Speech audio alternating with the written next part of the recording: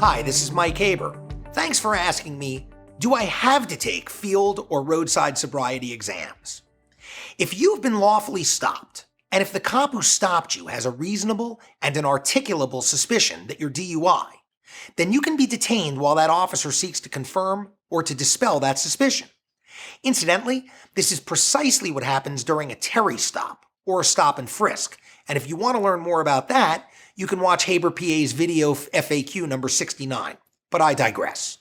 The first step in the law enforcement handbook for DUIs is for them to offer you FSTs, but it's really not an offer, because the cops are almost never going to tell you that these exercises are purely voluntary and that you do not have to take them.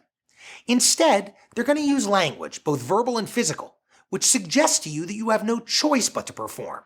And this starts at the very beginning, right when they compel you to exit your vehicle against your will.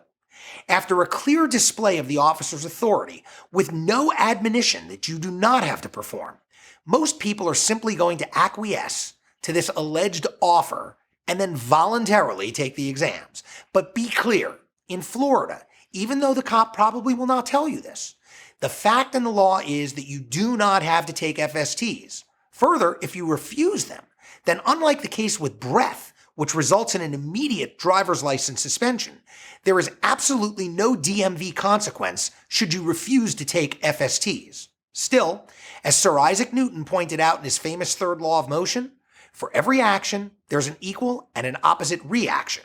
And so, as with all things in life, your decision will come with consequences. If you take the exams, then based upon nothing more than the officer's subjective assessment of your performance on those exams, you're either going to be handcuffed and asked to blow into a breathalyzer machine, or, theoretically anyhow, you can be cut loose, permitted to get into your car, and to drive away. What will happen on the side of the road is anybody's guess. Either way, I thank you for your question, I appreciate your having asked it, and I invite you to ask me more.